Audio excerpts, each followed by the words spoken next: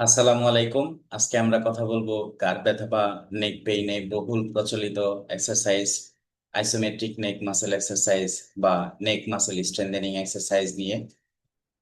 এটি সাধারণত সামনে পিছনে ডানে বামে এই চারদিকে করতে বলা হয়ে থাকে। আলহামদুলিল্লাহ, অনেকেই এই এক্সারসাইজটি করেই আপনার ঘাড় ব্যথা বা কষ্ট কমাতে পেরেছেন। কিন্তু যারা এই এক্সারসাইজটি করে ঘাড় ব্যথা বা কষ্ট কমাতে পারেননি, তাদের জন্য আজকের এই ভিডিওর পরবর্তী অংশে থাকছে কিছু পরামর্শ।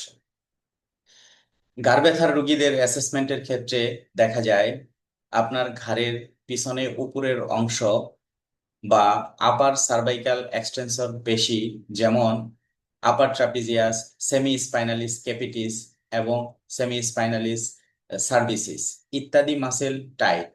অন্যদিকে আপনার ঘাড় বা নেকের সামনের দিকে ডিপ নেক ফ্লেক্সরস বা লঙ্গাস কোলি, লঙ্গাস ক্যাপিটিস ইত্যাদি মাসেল উইক।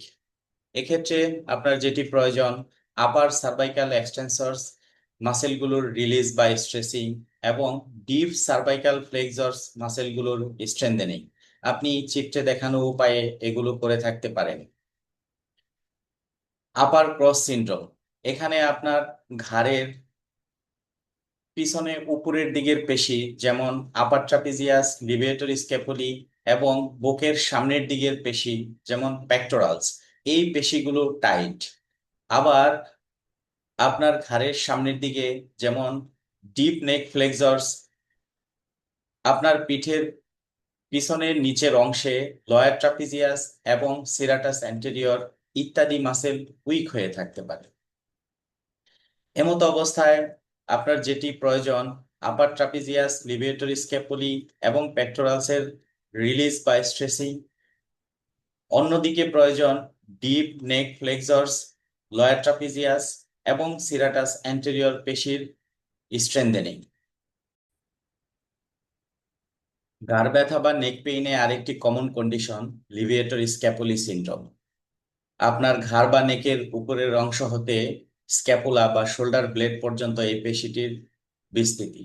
ঘাড় ব্যথায় অনেক ক্ষেত্রেই দেখা যায় এই লিভিয়েটর স্ক্যাপুলি পেশিটি টাইট বা ওভার অ্যাক্টিং।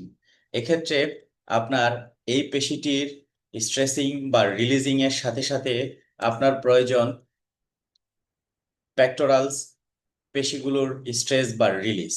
অন্যদিকে প্রয়োজন স্ক্যাপুলার আপওয়ার্ড রোটেটরসের স্ট্রেংথেনিং, যেমন আপার ট্রাপিজিয়াস, লয়ার ট্রাপিজিয়াস এবং সিরাটাস অ্যান্টেরিয়র। প্রয়োজন হতে পারে আরও আপনার পোস্টার কারেকশনের। ধন্যবাদ সবাইকে। ব্যথামুক্ত জীবনযাপন করুন। ফিজিওথিঙ্ক প্লাসের সাথে থাকুন। আল্লাহ হাফেজ।